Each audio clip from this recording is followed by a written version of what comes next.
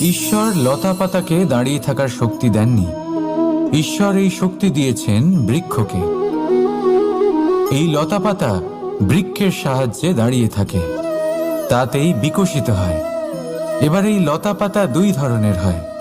প্রথম সে যে এই বৃক্ষতে বিকশিত হয়, ফুল ফুটিয়ে তোলে, নিজেকেও সুন্দর বানায়, বৃক্ষকেও সুন্দর বানিয়ে তোলে।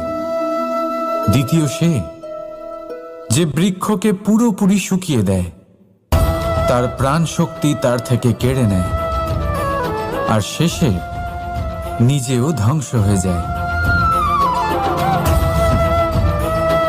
তাই মনে রাখবেন, যে ব্যক্তি সবসময় আপনার সাথে থাকে, সবসময় আপনার সম্বল হয়ে থাকে, সবসময় সে আপনাকে সাহায্য করে, আর যদি আপনি তার সাথে ছলনা করেন, আপনার অন্ত নিশ্চিত।